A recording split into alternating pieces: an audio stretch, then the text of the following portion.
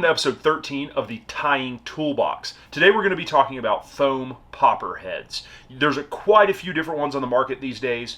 It's a really cool way to finish a fly, but I also wanted to show more the skill of the foundation of how I get my hook ready for the popper head. It also applies to a couple other different heads as well. So let's get into it. There's a few different types of popper heads out these days. One is like this kind of squared off bait fish head.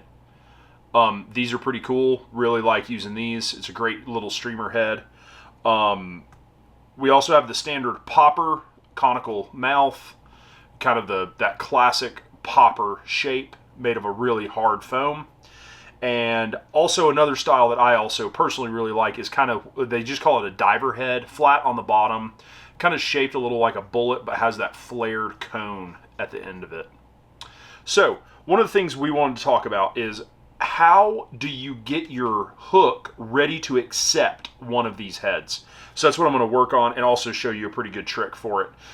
So normally, as we've been doing the rest of this series, we've been starting the thread at the very front of the hook and working backwards. But what I would recommend you do with when you're tying with popper heads is start a little more towards the rear of the hook when you start your thread.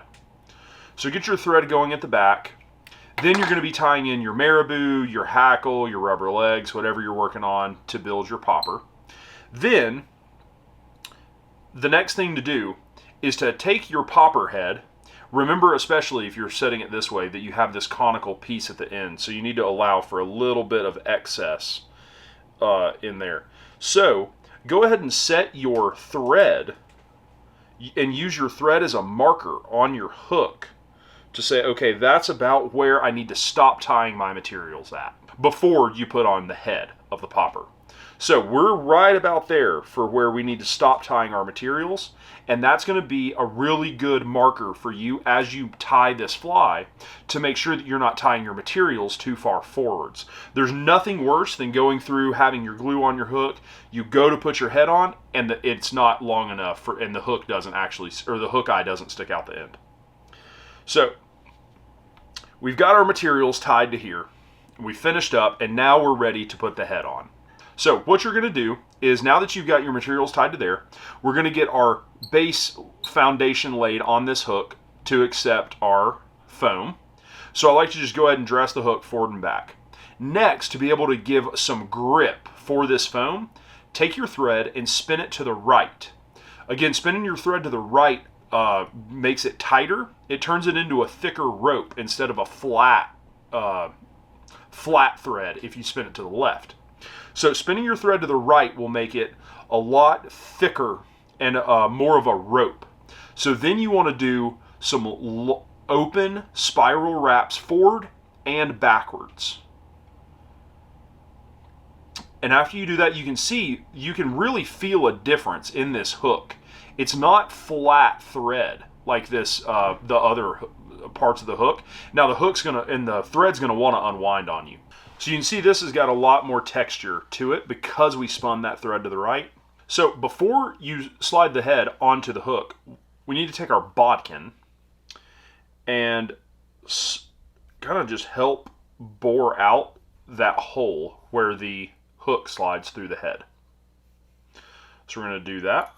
And certain heads, like this bait fish foam head, don't have a hole yet. So you may even have to make your own hole. And this bodkin is the best way to do that.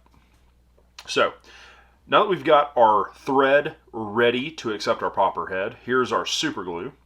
I'd like to make kind of a glob right here at the front, maybe just a couple millimeters back of the hook eye, about one hook eye back. Then I'm ready to put on our head. So I've already figured out I'm going to do it this way to make it a popper.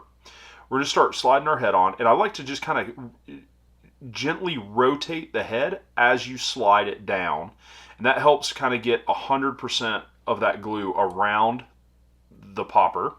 I like to go ahead and get the eye of the hook out and then slide it back to the eye of the hook. Verify that it is flat with the hook point, and you're set. Also like this method because it'll really help kind of push some of this glue rearwards to help lock in the materials that you tied down at the edge of the popper head here. So that technique works really great with any heads or any not just foam, but any head that you put on from the front. So also, this is a fish skull, doesn't have the eyes on it yet, but this is a fish skull. You can also do like the sculpin helmets, the kind of cone heads that you put on from the front. This method works great for any of those heads where you make sure that you have those have the thread ribbed on the hook to give the foam and the glue a really nice connection that won't allow it to spin or pull off. So spinning the thread to the right is really the key to making sure that these fit well. Hopefully that helped you out. If you guys are enjoying these videos, please make sure you like them, share them, and comment. Join us next time as we learn how to do my favorite head on a fly, a deer hair head. Stay tuned for episode 14. We'll see you there.